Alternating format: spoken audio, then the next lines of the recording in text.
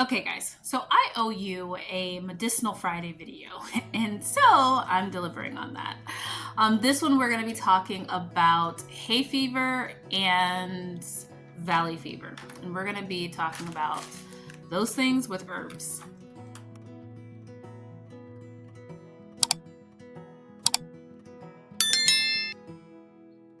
Hi everyone, welcome back to my channel. I'm Shamira Benson, one part of Team Benson, and today we are going to be talking about trying to curb those symptoms of valley fever and hay fever. So if you guys don't know, I am a desert gardener, which means both those things happen here in the desert. They are just a part of our soil, and well, valley fever is. Valley fever is a non-contagious fungus that lives in the soil. And basically how you get it is as the soil gets disrupted, those fungal spores then get into your lungs, and then you can get valley fever. Usually it's pretty deep in your soil, so if you don't have disturbed soil, you won't get it, which is one of the reasons why I like gardening in raised beds, because I'm not disturbing the natural soil as much. I'm kind of letting the worms kind of do that. So basically just putting one of my Vegos on top of the dirt, maybe digging it a little bit, the first layer, just so that it gives the worms something to get down into. And then I fill that with compost and all the different things that my red wriggler worms can live in. And eventually over time, they'll go down and they'll dig into that soil, which then will give my roots something more to go down into without me having to till it and risk risk being able to get valley fever. But it does happen when we have our big haboobs, especially because we have construction and different things where they are digging deep down in the dirt to put in pipes or fix pipes or build houses, and all of that then gets blown over us, which is why we are not supposed to play outside in a haboob. That's what they tell us. They tell us that when you're young in school, because the first thing you want to do is play outside in a sandstorm. I mean, who doesn't want to? So it's one of those things that it's really hard to treat, but it will heal itself on its own if you have a good immune system. So the first step to being able to making sure you're curbing those symptoms from valley fever is you want to make sure that your body is able to heal itself. So those white blood cells are important. Make sure your body is not compromised with anything. Make sure you're eating a healthy diet, and make sure your body is detoxed already in the beginning going into monsoon season. But if you are one of those unfortunate souls that do get valley fever, it's going to be more so like a flu. And I want to start off by saying this is just information for you guys. Make sure you consult with your doctors. I'm just a girl on YouTube. Throw that in there. So it's kind of like flu-like symptoms. Yes, they can get bad, but majority of the people that get it usually have flu-like symptoms and their body's able to heal themselves. So what are some things that you can help with your immune system and then also kind of help with those symptoms that you're having? First things first, I always say is mullein. So mullein leaf is something that it's a plant that can really get that mucus out of your body. So really help clear the lungs. That valley fever is going to live in your lungs. They're going to go straight to your bronchial tubes and just make a nice little cozy little nest and make your life miserable. So you're coughing and all of that, you want that coughing to be effective. And so you're wanting to get that mucus out of your body and out of your lungs. So mullein is going to be one of those leaves that really does that for you.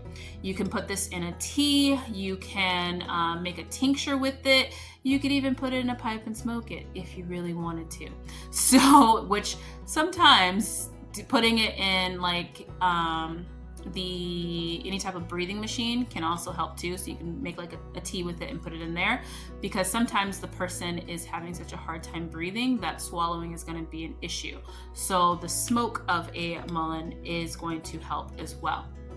The second thing I like to do is with anything, which is why this jar is pretty empty, it is echinacea root. Echinacea root is just a antibiotic. It's a natural antibiotic. Now, it's not treating so much fungal infections, but it's treating anything else that might occur while the fungal infection is taking place, because as you guys know, once you got one thing, it kind of starts building on. So if you make and help your immune system be able to be stronger to where it's not fighting other things, then it can focus on that, you know, internal issue that's going on with the fungus and kind of help bring that down. So those would be my main 2 recommendations. There's probably more that you can take, but those are my main 2 things that I go to. Neither one of those tastes great, so I just mix it with any kind of tea. This one is a tea I got from Love Halam in Israel, and it has lemongrass, fennel, and chamomile in it. All those things are relaxing and kind of help you just kind of heal a little bit faster. So any type of relaxing things would be great to add to this as well. So now let's talk hay fever. Who doesn't love a good hay fever talk? So if you guys don't know, hay fever is like allergies, but on steroids. Like, it's like super allergies. And we get those here in the desert. We get like the super allergies here in the desert because our bodies just aren't used to a bunch of pollen. And when the pollen hits, it hits. Like, the street is like yellow with pollen because we have a lot of those big desert trees that they just throw pollen everywhere and you can't breathe. So hay fever is a situation. One of the best things to treat hay fever, and this actually does help treat the hay fever, the allergy, and get that out of your body, is going to be nettle. I have my nettle in a little bitty bag because I ran out of jars. But nettle is one of those really great things that just kind of gets in there and helps with not only the symptoms, but also helps with the treatment of your hay fever. You can also use it for allergies. If you just have bad allergies and you don't have crazy things like hay fever that affect you, then you can use it for allergies too, and it does really help. I also would pair that with my favorite, the echinacea, because that way your body isn't, once again, trying to fight other things while it's already down. When your body gets weak, it is going to get attacked by everything because everything is already floating in the air. The only thing that's keeping your body healthy are those white blood cells. So we want to make sure that they have the support that they need and your immune system is functioning as high as it can. Once again, those don't taste well, so I would pair it with some tea. And you can use all types of things. Passion fruit leaves are really good too to pair with a lot of your medicinal herbs because it gives you kind of like that fruity taste that, you know, everybody loves. You could do lemon, you could do honey. I'm actually going to be making some, actually when this video comes out, you'll already have seen it because that video is hopefully gonna be out on Thursday, but I'm going to make a honey lemon, and you can use the juice of that to help sweeten it up with some water or something like that to make it taste a lot better.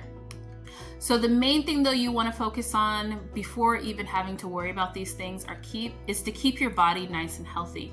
Keep yourself on a good, healthy diet. Cook with those herbs. Those culinary herbs aren't just there for show. They all serve a purpose with keeping your immune system nice and strong. So make sure you guys are cooking with them. Throw some oregano in there. Throw some parsley in there. Get a little bit of turmeric for some, get that inflammation out of your body. If your body isn't sick, it's not going to attract all of these different funguses and bacteria and viruses to be able to make you even more sick. So I hope this video was helpful for you guys, and make sure you are getting some books that teach you how to do a lot of these things. Let me actually go grab some.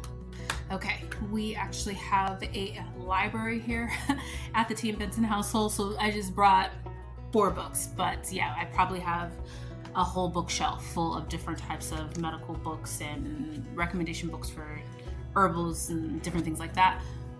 Build yourself a library. It's a good Jewish principle. So first book is going to be Herbal Antibiotics. This is a good one. I will link all these down below too, so that if you guys want to pick one up, they'll be on Amazon, but this is a great one.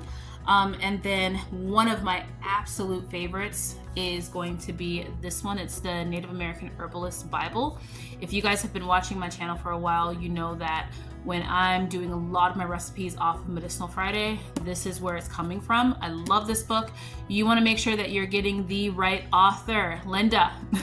This book has been AI'd a billion times. So sometimes it's hard to get this one because it was out of print, but I think it might finally be back in print. If not, you can go onto like Abe's Books and probably find a copy of it. But make sure you're getting one that's not an AI version. Linda is the author. My next book recommendation is going to be this one. This one's my new favorite. It is The Home Apothecary. Once again, make sure you get the right author, Nicole, because this is another one that has been AI'd a lot. Like I said, I'll try and link all these books below. This one, not only, it's my new favorite because I just got it, but it also has the recipes.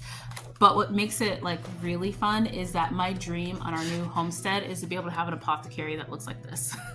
Because I think that that'll just be really authentic, you know? And I watched a lot of the Grimm fairy tales. Watched a lot of that, and it just made me want to have an apothecary shop. And then the last one is going to be the Encyclopedia of Herbal Medicine. This one is another really good one, and this one is also a pretty interesting read too. So if you are like me and you like just reading medical journals, then this one's going to be a good one for you. But all of these books will be linked down below. I will be doing more Medicinal Fridays for you guys because these, out of all of my videos on my channel, these are the ones that get rewatched or that get searched the most. So it's letting me know that even though when they first come out, they typically get shadow banned and nobody really sees them, but it tells me that people are trying to research better health for themselves. And I want to make sure that the knowledge that I have and the ability that I have to help, I want to have that be helpful for you guys. Still check with your doctors, because if you guys are on different medications, different herbs are going to react to different medications, and there's ones you should stay away from and ones that probably can help support it. Just like if you were to plant something in your garden, there's some things that support things, some things that hurt things. So make sure if you are on different medications, you want to consult your doctor. Find yourself an herbalist that's in your town that can help you and advise you in these different situations. And yeah, just try and stay healthy. All right, bye guys.